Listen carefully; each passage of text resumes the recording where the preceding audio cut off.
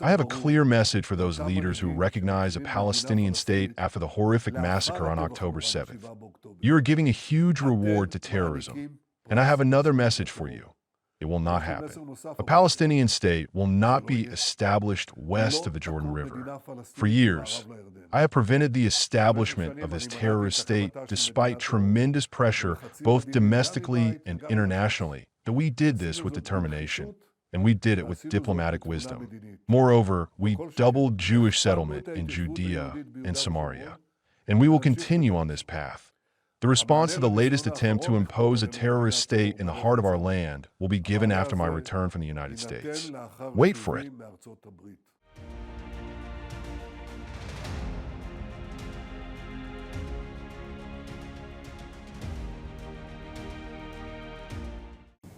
In the face of the growing horror in the Middle East, we are acting to keep alive the possibility of peace and a two-state solution.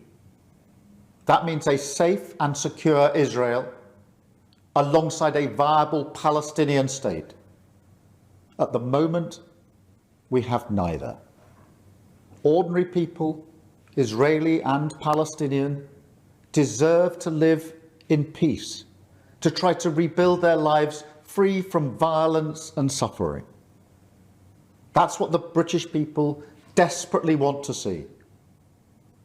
Yet, almost 2 years after the barbaric attacks of October the 7th, hostages are still held by the terrorists of Hamas. Recent images show the hostages suffering and emaciated. Hamas even refuse to release all the bodies of the dead. I have met British families of the hostages. I see the torture that they endure each and every day, pain that strikes deep in people's hearts across Israel and here in the United Kingdom. The hostages must be released immediately, and we will keep fighting to bring them home. Let's be frank. Hamas is a brutal terror organization.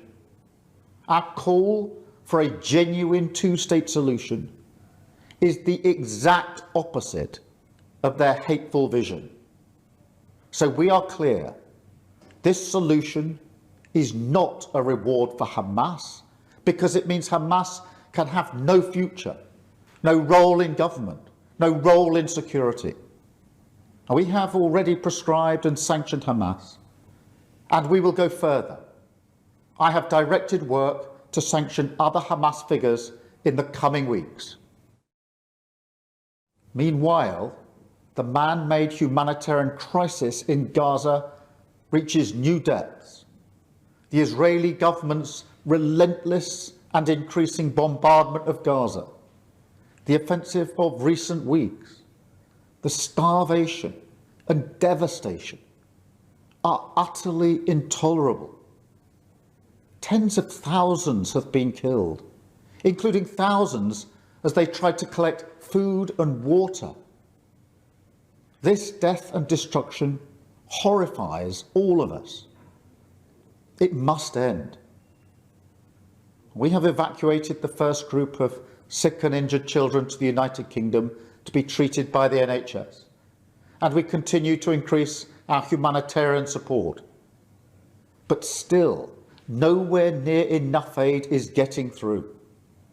We call again on the Israeli government to lift the unacceptable restrictions at the border, stop these cruel tactics, and let the aid surge in. With the actions of Hamas, the Israeli government escalating the conflict, and settlement building being accelerated in the West Bank, the hope of a two-state solution is fading. But we cannot let that light go out. That is why we are building consensus with leaders in the region and beyond around our framework for peace. This is a practical plan to bring people together behind a common vision and a series of steps, including the reform of the Palestinian Authority, that takes us from a ceasefire in Gaza to negotiations on a two-state solution. We will keep driving this forward. As part of this effort, I set out in July the terms upon which we would act in line with our manifesto to recognise Palestinian statehood. That moment has now arrived. So today, to revive the hope of peace and a two-state solution, I state clearly, as Prime Minister of this great country, that the United Kingdom formally recognises the State of Palestine. We recognised the State of Israel more than 75 years ago as a homeland for the Jewish people. Today, we join over 150 countries who recognise a Palestinian state also, a pledge to the Palestinian and Israeli people that there can be a better future. I know the strength of feeling that this conflict provokes. We have seen it on our streets, in our schools, in conversations we've had with friends and family. It has created division. Some have used it to stoke hatred and fear, but that solves nothing. Not only must we reject hate, we must redouble our efforts to combat hatred in all its forms. We must channel our efforts, united together in hope, behind the peaceful future that we want to see. The release of the hostages, an end to the violence, an end to the suffering, and a shift back towards a two-state solution as the best hope for peace and security for all sides.